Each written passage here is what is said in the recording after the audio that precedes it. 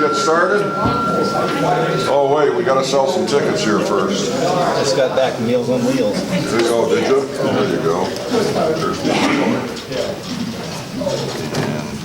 My daughter. Jerry? Missed out last week. yeah, see? Andy was the winner. Didn't win, but... Did they take the pot? No, they're the big one. Okay, let's start with the pledge. I pledge allegiance to the flag of the United States of America and to the republic for which it stands, one nation, under God, indivisible, with liberty and justice for all. And we're getting mission, and somebody's trying to get in. Kiwanis is a global organization of volunteers dedicated to improving the world one child and one community at a time through service to others. Rusty, you got our prayer today? Sure do. Dear Heavenly Father, we just thank you so much for bringing us here together as this group.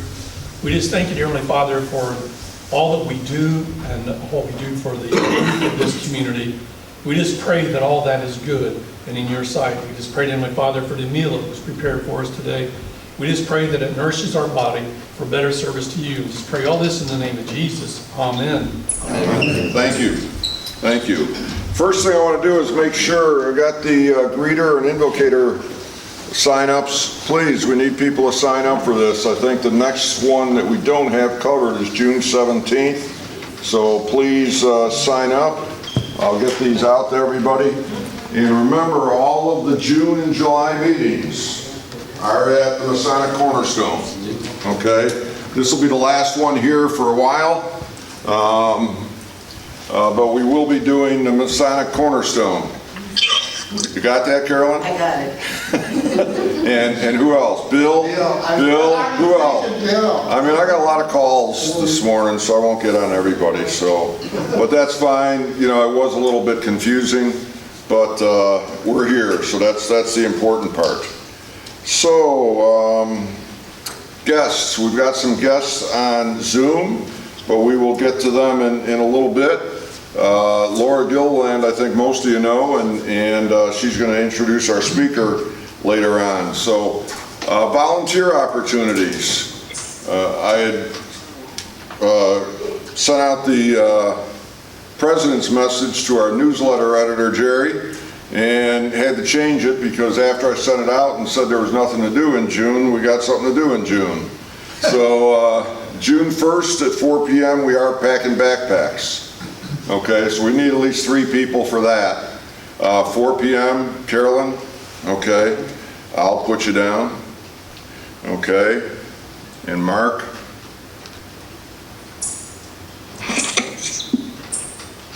And we're going to see about probably having a second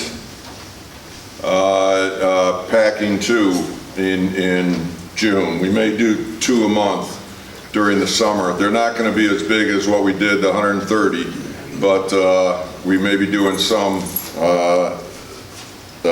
more than what we've been doing. Tom, nice to see you. Nice to be here. Yeah, great. Fundraising team, still led by Jim, and they're still looking for more ideas. I did check with the health department, and it looks like, as far as the bazaar, that if we decide to do it, that they're willing to go with it. So we will be talking about that at our board meeting the first week of June, and we'll see if that can go on. But if you have any kind of ideas for either online or in-person fundraising activities, let's do it and get that fundraising done so we can spend some money. I like spending the money, so let's do that. Member updates. Any other updates from anybody from any other members? We need to be talking to each other, all the other members too, and invite them. I saw a couple of them this week and talked to them to try to get them to come out. Unfortunately, I guess my talking didn't go too well because they're not here. but we'll try it again. Just keep on trying, and invite someone else. Invite someone else in your world to come to the meeting, and buy them a lunch, and hopefully we can get them involved in Kiwanis. We're talking to a couple of potential corporate partners right now, so let's see what we can do. Okay. Kiwanian birthdays this week. Larry Parlberg is May 31st, and yesterday, where'd he go? He's good. Did Mac leave? Yes, he did. Went to take off. Yeah, okay. Sorry, Mac. Yesterday was his birthday, so happy birthday to him, and happy retirement to Andy. You've got one more day? Yes, sir. Okay. So everybody needs to go get a haircut tomorrow. No. You need to get about 50 people to go in there and get a haircut from Andy tomorrow. Well, may I say something? Sure. Well, I guess I'll say it during Happy Bucks. Okay. Yeah, I'll say it during. Okay. So the next thing we've got, Q3, Happy Bucks go to Mountie Mission. So we need to help them get ready for school, because they end up getting a ton of school supplies for especially the Southmont district, for those kids before they go back to school. So let's help them out with some bucks for Happy Bucks. So who's happy this week? Yes, Diane. I'm happy because I got a telephone call that said I won on a contest that I hadn't entered, and had $1.75 million if I just send them all my bank information. Well, that's fantastic. Congratulations. You know, You know, one of the nice things about being older is you get people to check on you every day. Unfortunately, the one that checks on me is the guy selling a car warranty. So, that happens, Diane. Congratulations. Anybody else happy? I'm happy that Jim. it's $5 for Mountie Mission. Good. And Terry, you've got a person waiting in the waiting room. Oh. There you go. Well, she was.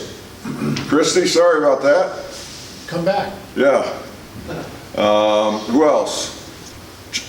I'll put in a couple, Jerry. one for Mountie Mission, and call this an unhappy buck. I'm going to be in this thing for all summer. Oh, boy. So he's looking for people to come over and cut his grass and do that type of stuff Not that that hired. they can't do now. Tom? I'm happy I got 5 for my first meeting back. Great, Tom. Glad to see you, really. That's fantastic. Fantastic. You know, we have like 70 plus members in the club, so we get about 21, 22 here. We get 3 or 4 on Zoom. Let's get everybody else back. You know, get a hold of your old table mates and get them back to the club. Get them back to the meetings. Joe must be keeping everybody busy at the courthouse because none of the other attorneys come, all the public defenders. Well, they're working. Yeah. Problem with the schedule. Yes, okay. Who else? Well, I'll say Andy. something.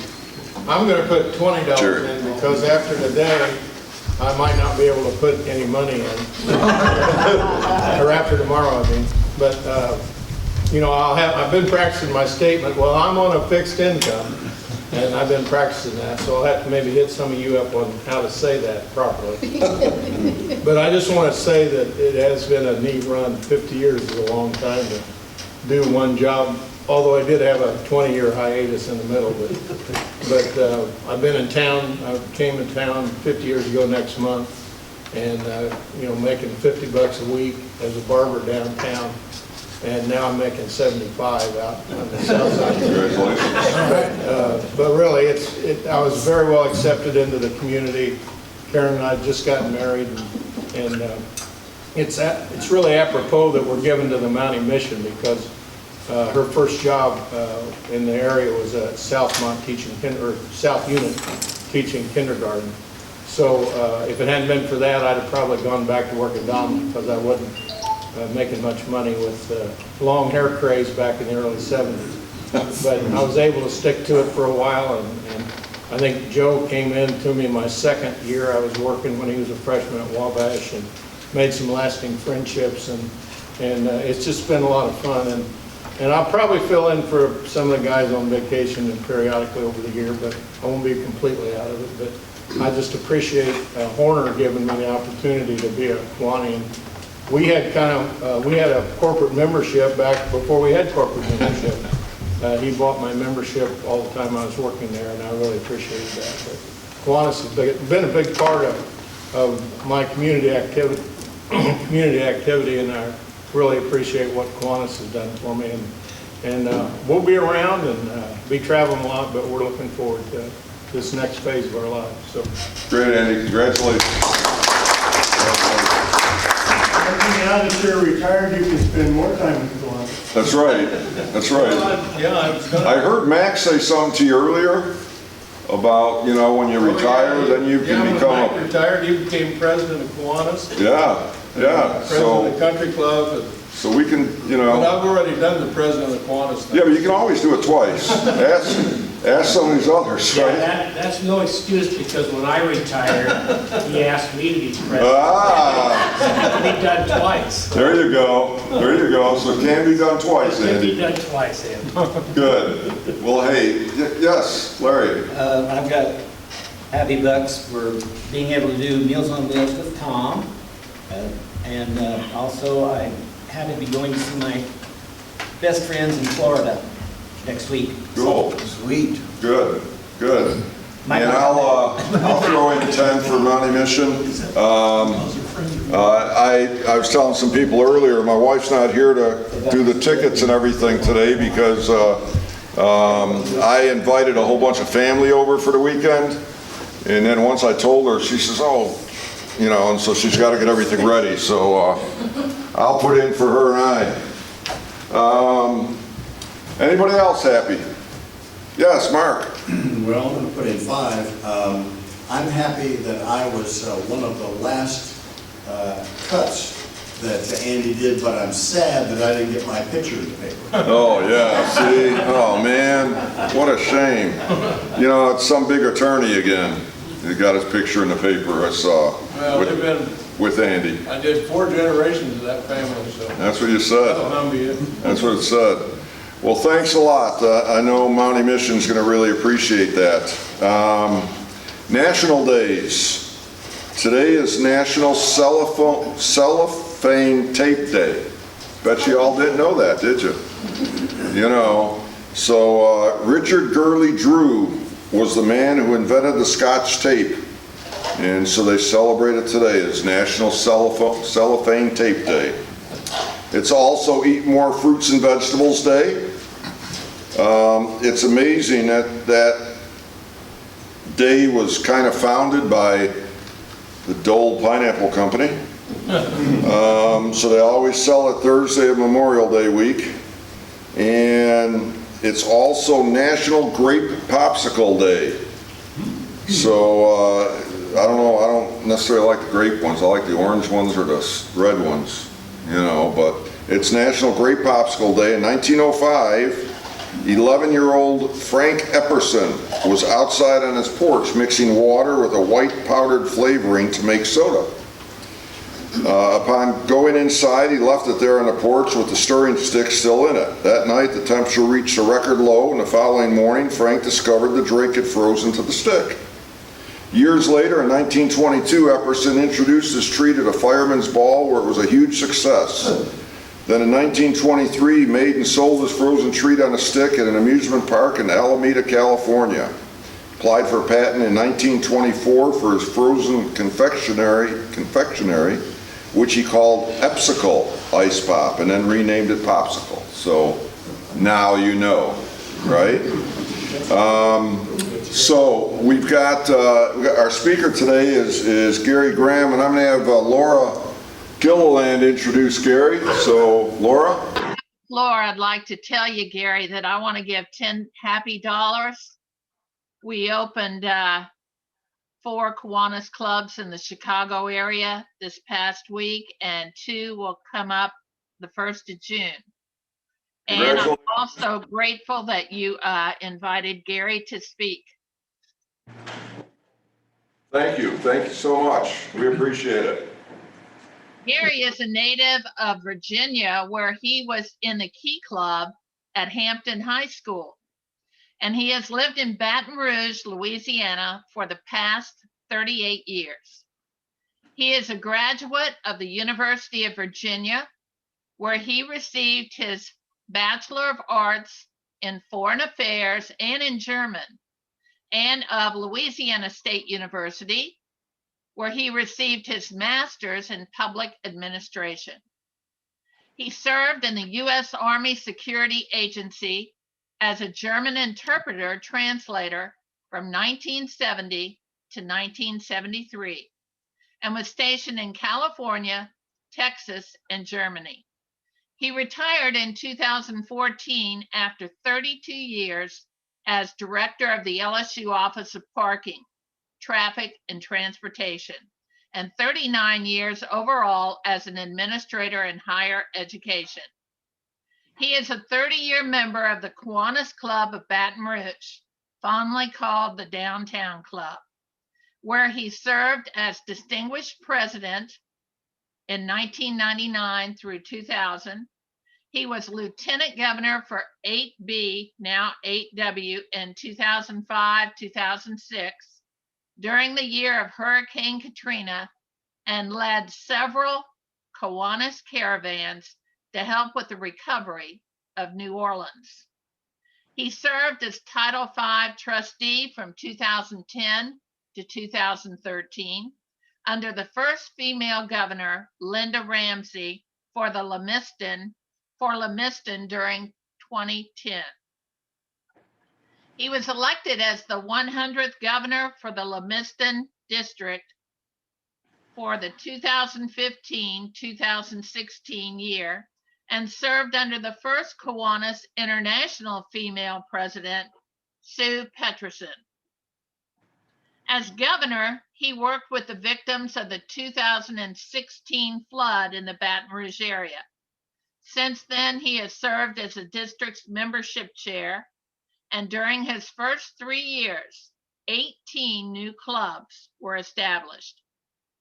Recently, he has helped with the victims of Hurricane Laura and Hurricane Delta in the Lake Charles area. He is a Hickson Fellow, a Walter Zeller Fellow, a Centennial Award recipient, member of the Circle K Carthage Pullman Society, and is the recipient of 2 district tablets of honor. He is a River of Life Fellow and received the Johnny Roberts Award from the District Foundation. He is also the recipient of the Ralph Schmidt Kiwanian of the Year for Divisions 8E and 8W. He is a member of Honor Society's Omicron Delta Kappa, Pi Alpha Alpha, and Phi Kappa Phi. He served as faculty advisor for the LSU Circle K Club for 15 years until his retirement, but remains as their Kiwanis advisor.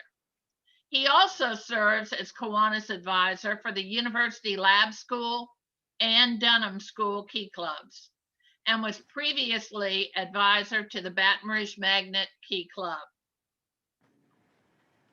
He currently serves as chairman of his club's Service Leadership Program Committee and as his club secretary.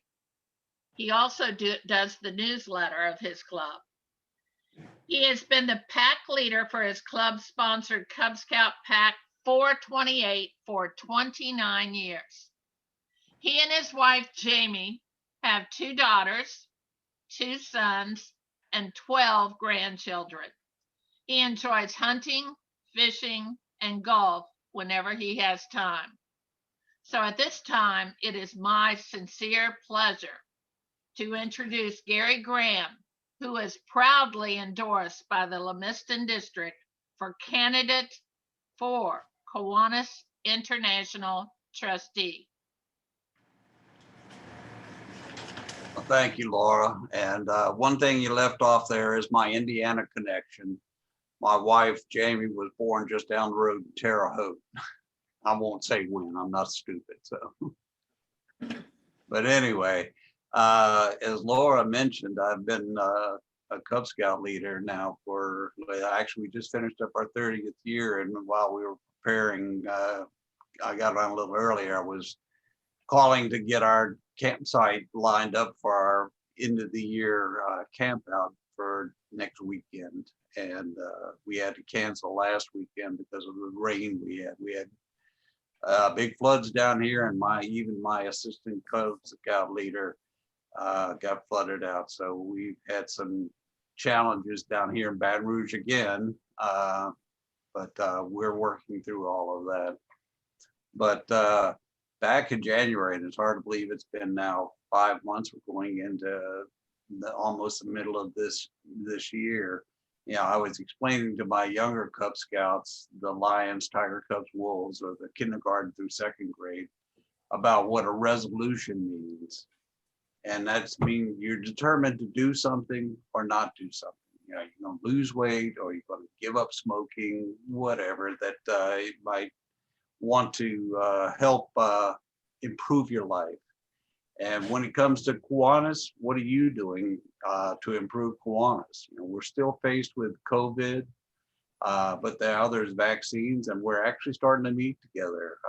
My club will meet in person for the first time. Well, we actually had a crawfish boil a couple of weeks ago, but our regular meeting next week for the first time, and we're going to do the hybrid such as you are doing. And I need to find out how you're doing the split screen where you can show 2 different views of your meeting. I like that, and we need to probably implement that too.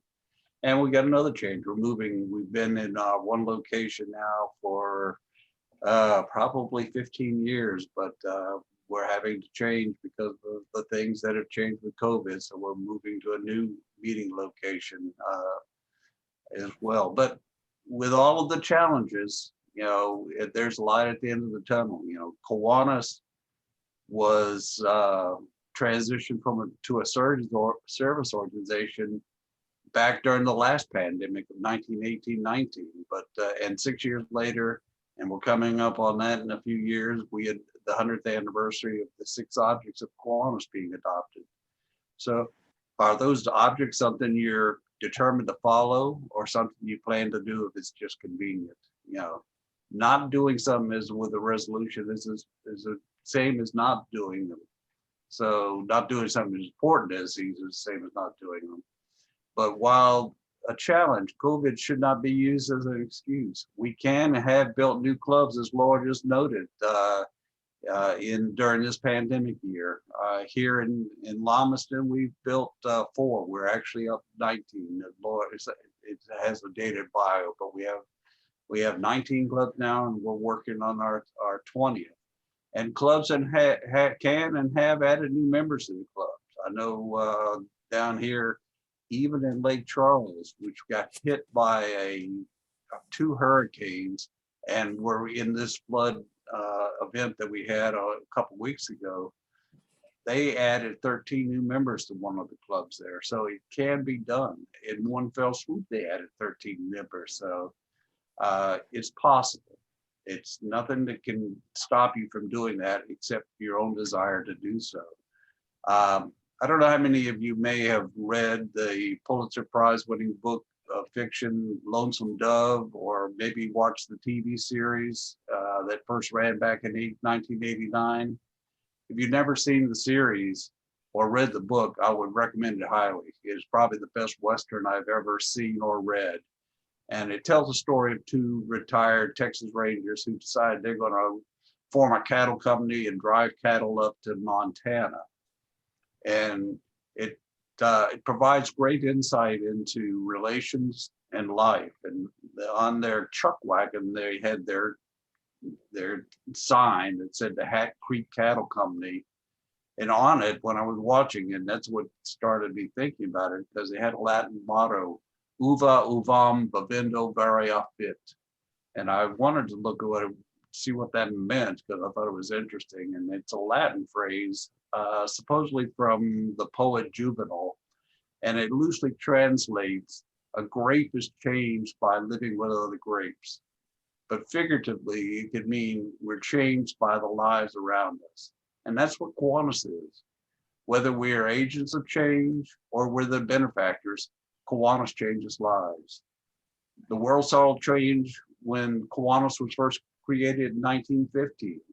And a few years later in 1919, when the membership bought the name from Allen Brown and made it a service organization, was another major change. And times continued to change over the next 100 years.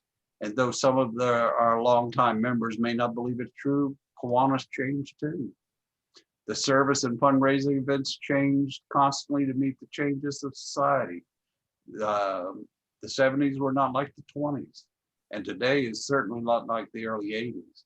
Then Kiwanis saw the folly of not allowing women to join, and there was a quantum change in 1987 when women became official members of the Kiwanis family. Now, over 30 years later, we face another challenge. The pandemic will bring a paradigm shift in the way we do everyday activities, just like 9/11 did. You know, how we have to change when we're traveling through airports. Things that we're going to learn is about the technology and the things that we're having to do to prevent the spread of disease. And we must continue to change if we're going to continue our unparalleled record of service to children that Kiwanis started over a century ago. Society has changed quickly in recent decades, as has our way of communicating. How many of you, like a year ago, thought you'd be doing Zoom or even knew what Zoom was? Technology has made things better, but it has also resulted in divides between the older generation of Kiwanians and the younger generation of members that we want to attract.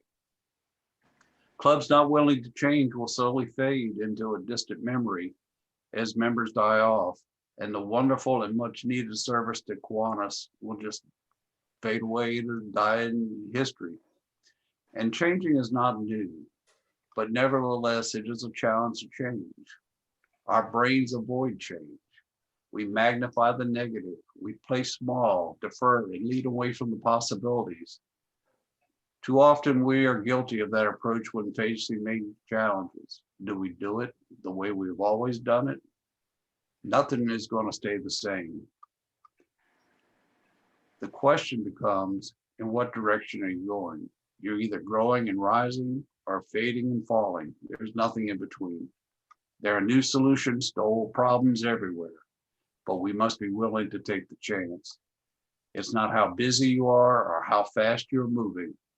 It's how effectively you're advancing in the right direction. Ask yourself, where are we headed as a club, as a division, as a district, as an international organization? Are we growing and rising? We must answer all these questions, measure results, and think different as we face a future that doesn't resemble our past. We need to be wise and courageous. And the changes, whether they're big or small, that need to be made, don't have to be made in a vacuum. You have a team. A team is defined as an independent collection of individuals who have shared responsibilities for specific outcomes for their organizations. They exist to achieve a shared goal. Team members are interdependent regarding of some common goal. Teams are bounded and stable over time, and team members have authority to manage their own work and internal processes. Teams operate in a social system context. Your club is a team, and part of a support network. You have Kiwanis International and your district as resources and individuals ready and willing to help your club. Just reach out. There are so many possibilities to strengthen, revitalize, and renew your club. And if you find potential members who would like to be part of your service, but simply can't join because of time, cost, or other factors, you can do all kinds of new things. Sponsor a new club for them. They can be a satellite club to increase your membership.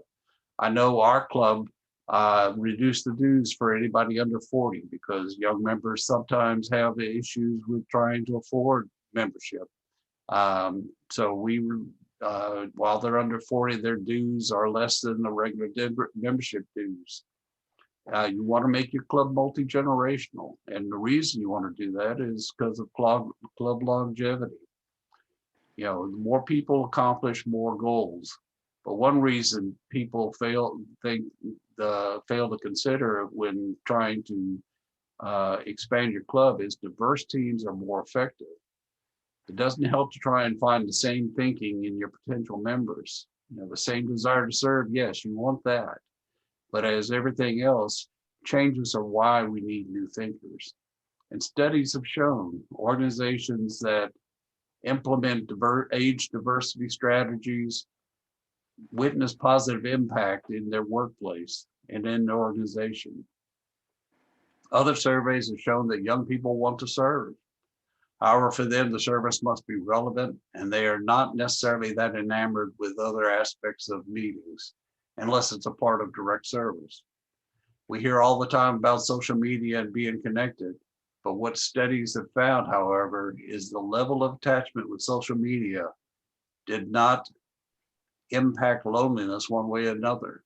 What that means is I could have 1,000 or 10,000 friends on Facebook, but it's meaningful in-person relations that I have with other people that actually keep me from being lonely. Recruiting new members is about persuasion, but you need to know your audience. You know, there are actually 5 generations that we're dealing out there with, but I'm going to just list the 4 of the ones that we have that are possibilities. The silent generation, baby boomers, we all know about them. I'm one of them. Gen X's, they are the ones that are just coming into their own. Millennials, everybody talks about that, and they are making quantum changes in the way society interacts. And now we even have Gen Zers coming along. And Gen Zers are those that were born after 9/11. You think about it. You know, when I was in university, every year we would get a listing of things that the incoming freshman class would have not known about, or things that they had totally only known about. And here we are now. We're coming upon the 20th anniversary of 9/11 in a few months, and we are now getting Gen Zers who are coming of age that could be potential Kiwanis members who don't even know the first thing about what life was before 9/11.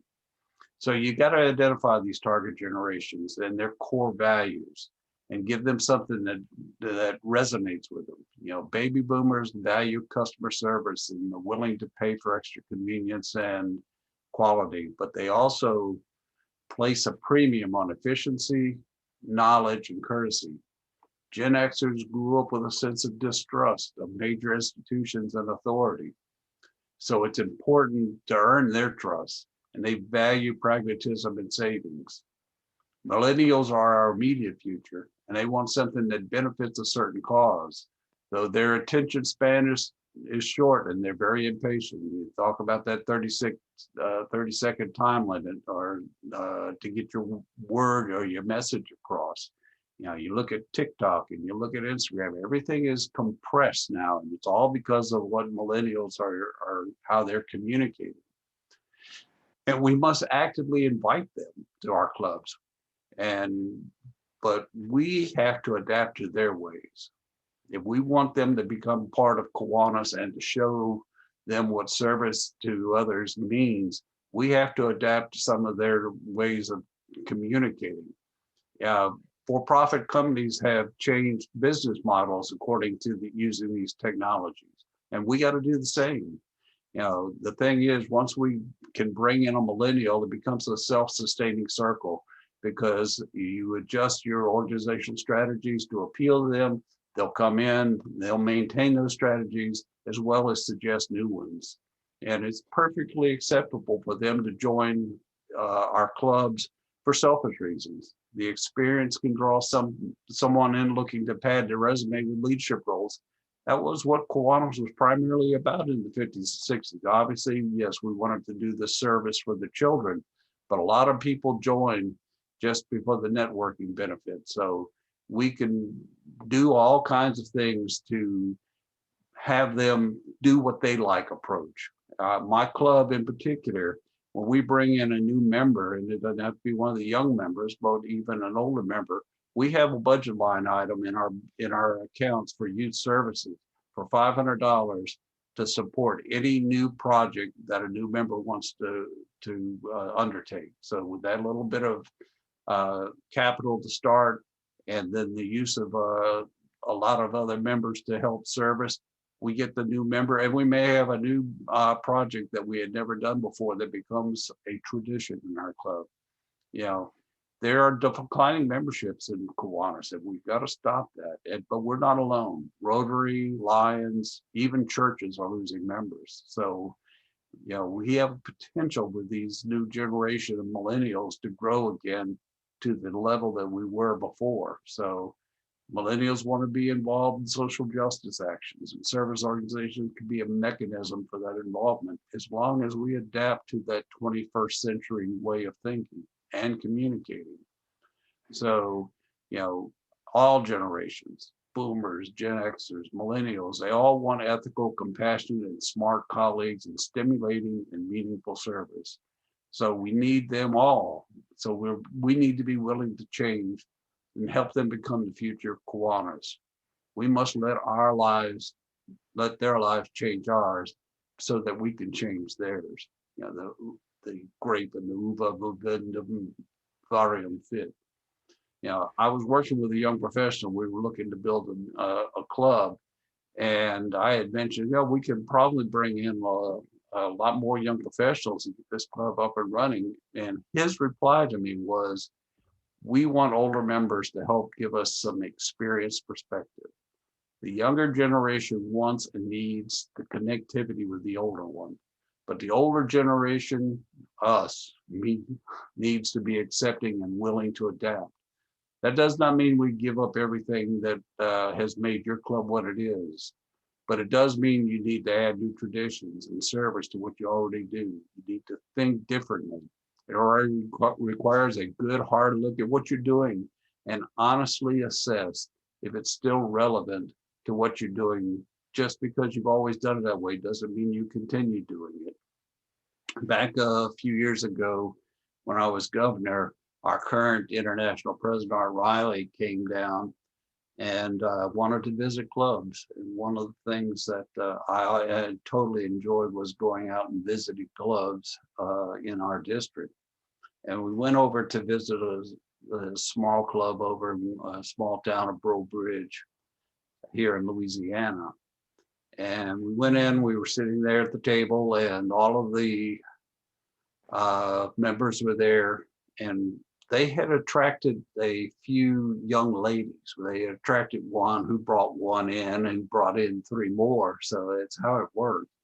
And they were starting to get more involved in what the club's business was. Well, while we were at that meeting, one of the older members down at the end of the table raised his hand and said, "Excuse me, I just want to let you know," and this was like in January, and he says, "I've got the date set for April for our annual golf tournament, and we're all set to go at this date at this location." And one of the young lady who was president-elect, who was in charge of fundraising events, leaned forward in her chair and looked down at the gentleman and said, "You know, I've analyzed all of these things that we're doing, and this one, we seem to put in a whole lot of work and we're not making a whole lot of money off of it. It just doesn't seem to be something that's worthwhile." And I guess the president who was in on it at the time said, "Oh, well, it seems like we have a motion here of sorts to discontinue our golf tournament. Is there anybody that wants to continue this? Or how many of you would like to discontinue having our golf tournament?" And they all slowly, one after another, raised their hand.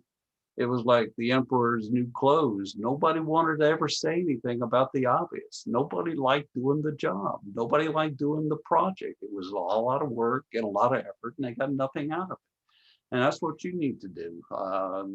And when I say you, I mean Kiwanis needs to do that. All the clubs need to assess their membership projects and find out, are they still relevant to what you're doing today? And then there's the flip side. You know, we see a whole lot of members going out the back door, and it's true of newer and longstanding members alike. Kiwanis clubs lose members who don't feel engaged in club activities, and they just drift away. As Gary mentioned earlier, reach out to your members and make an effort to get out. You know, why aren't you coming in? You know, get involved. We want you here. We need you. And, you know, and you don't want to do this by an email or a text. You want to reach out and identify who they are and give them a phone call, and even better, a personal visit to tell them what's happening in the club and invite them to the next meeting, just like Gary asked you to do. You know, you're getting them back. We're getting back into the swing of things, and we need to take this opportunity to re-engage everybody and analyze your club. I mean, there is a club's analysis program that should be done annually.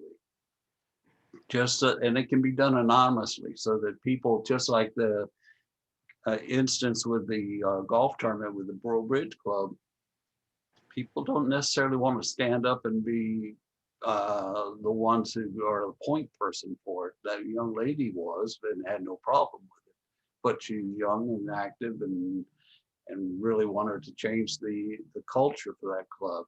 You know, and find out what's going on, what your members really want to do, and find out how you can make your club better, and that you can do more for your community and more worthwhile projects that are valuable to your members, you know, and conduct fun meetings. I don't know exactly what you're doing, but I know looking at what Laura sent me for this past year, you guys have stayed very active in service, and that's a great thing, because that's the one thing that keeps our clubs going. But you can also hold fun meetings. You can hold socials. My club, like I said, we had our first together meeting just a couple of weeks ago because we had a crawfish boil. I'm not sure if crawfish are a big thing up in Indiana. I doubt they are, but it's a big social thing here in Louisiana. And it was great. We had 25 members out of our 50 plus members show up, and families, and we had a very nice time. And getting together and catching up, because we hadn't seen each other in a year or more. And also take the opportunity, you have the newsletter, you know, get you to know your members. Columns are nice, but actually take time at a meeting or a few minutes and have them come up and, you know, give their bio of what they do and what they're excited about. And now, obviously, you can get great guest speakers. I'm not going to count myself among them, but you can get great guest speakers using Zoom and take advantage of this technology. You can get with other clubs and get to get a well-known speaker, or maybe even a comedian or a magician. It doesn't have to be necessarily a service organization or something that's dry and uninteresting. You can have a lot of fun with these Zoom meetings. So, you know, these are only limited by your imagination, and also take the advantage with Zoom and visit clubs around the country or world and really take advantage of this networking. It has been so much fun, you know, in spite of the COVID, but I've been able to meet with clubs all over this country and world and have speakers who are, you know, our Lamiston club that Laura and I are a member of. Our speaker this past month was from Malaysia. So there's so many things that you can take advantage of with this. So, you know, the future of your club, your district, and Kiwanis international depends on it. You know, uva, uvam, vivindo, varia fit requires we change if we're going to grow our membership and continue our service to children of the world. I thank you for this opportunity to visit with you. And if you have any questions, please feel free. Any questions for anybody? Gary, thank you so much. I think as a club president and hearing what you're talking about, some great ideas and some things that we as a club need to look at to go on with. So I do appreciate it. I guess as a in your campaign, you're running for international rep. I guess what would be the biggest thing that you would pursue? I know it sounds a lot like membership, but in helping other folks and the kids that we do, what do you see as the biggest challenge to trying to help those people today? Well, I think the biggest thing and what membership, growing membership is a very important thing, but being relevant to the members is more important than that. Yeah, we've got to be able to assess what our members want, and we've got to be answerable to what our members want. Kiwanis International and your district and your division are there to support your club. And your club is there for your members to support what you feel is necessary or needed in your community. Now, we should not be a top-down. This is a bottom-up type of organization where the members need to feel that they're contributing to the betterment of society, life, and the children in their community. We obviously have a global reach, but the work is done one child, one community at a time. And that's where we have to be answerable to the membership to make it affordable, relevant, that we can give them whatever tools the members need to make their mission of making their communities better possible. Okay, thanks. We've got with us today is Christy Demaray, who's on the Zoom. And we've been trying to get Christy to just finally send me that application. She's joined a couple of times and joined the meetings a couple of times. So we're trying to get Christy to come on out and come to a meeting. But she's a local business owner. And what would you say to Christy to get her to join and say, welcome her to Kiwanis? Well, I think the biggest thing is there is so much, from a business perspective, yes, you can get more business, and that's always the best thing, but it's the self-fulfillment that you get in giving service back to the community, that you become a part of a process and a program that makes life better in Crawfordsville, and that you are becoming connected with other people that care just like you do. And that's the biggest thing is and I guess the one thing that is always special is that Kiwanis moment. And I didn't talk about that in my little talk, but that Kiwanis moment is that one thing that happens to you when you go, yes, this is why I'm a Kiwanis. Right. Yeah, we hear that, and I think some of us have helped out at Riley Hospital here, and I guess for my wife and I both, that's probably that Kiwanis moment, walking those halls and providing things for the parents of Riley. So it is very, very important. I hear you. Laura, yes. I got a question for Gary. Sure. The young lady that eliminated the golf outing, what did she suggest to replace it with? Oh, I didn't go into that, but she had actually started another program for the club. As I said, a new member project.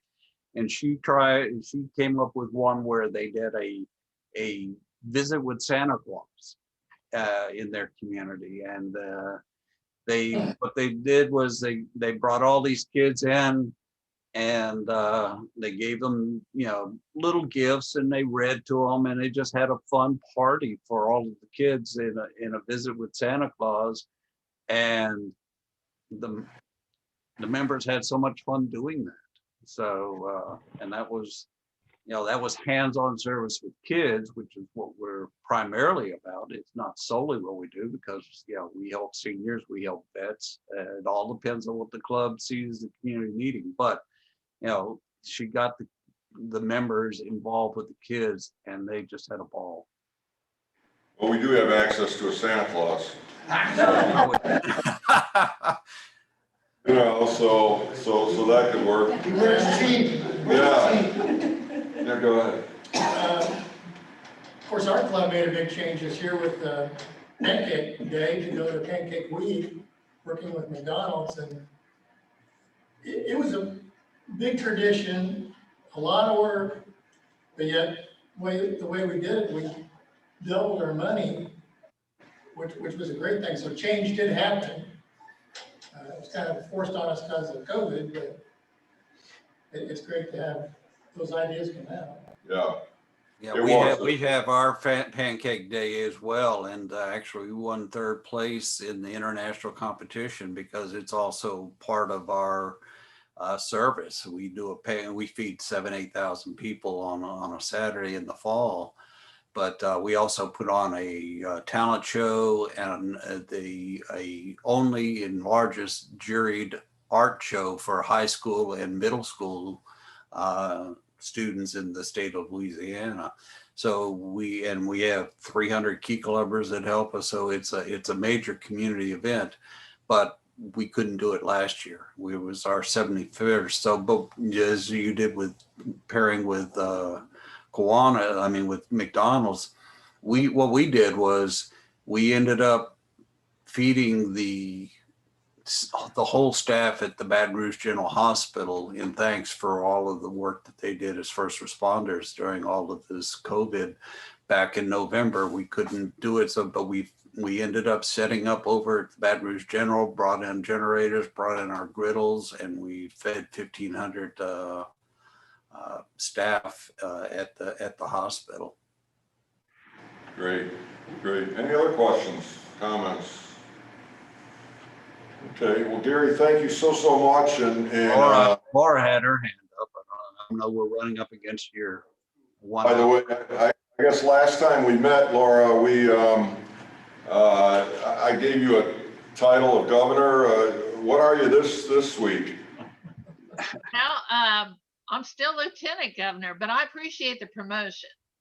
Thanks. But Okay. I wanted to give 5 more happy dollars because I am so impressed with my hometown, the Crawfordsville Kiwanis Club, pairing with McDonald's and making $13,150. So count me in for another 5, Gary. You guys are awesome. Good job, everybody. Great job. Great job. So Laura, thank you so much for getting Gary to talk to us today and inviting him and his thoughts on Kiwanis and where we really look at in the future. So anything else? Any other questions or anything? Gary, thank you so much. Andy, come up for a minute. Since you won last week, at least to pick the marble, we're going to ask you to pick out the number. Well, now I got a number. Is that going to be fair? Close your eyes. Just close your eyes. Yeah, just close your eyes. Yeah, right. Yeah, I can read these, but. Yeah. Braille tickets. Yeah, okay. So it's ticket number 502-240. 502-240. Mark, come on up. Bill's not real. Okay. So good. So this is something we've been using as a fundraiser, Gary, and a little game to play. But the white marble is in there. See it? Yes. Okay. So if you pick the white marble, you will split. Today, I think the total number is $232. So get the white marble. Let's see. Oh, this feels like it. There you go, blue. Oh, well, so we'll go on to next week. So thank you all very much. And next week, we will be at Masonic Cornerstone. And our speaker will be Fawn Johnson from the Crawfordsville Parks and Recreation Department. So let's look at that. Positive thought of the day, wherever you go, no matter what the weather, always bring your own sunshine. Well, bring your sunshine. Thank you all. Meeting adjourned. Thank you, Gary and Laura. Christie, Morris, everybody else, thank you. That'd be more fun than mine. All right. Y'all take care. You too, thanks. Bye. Bye.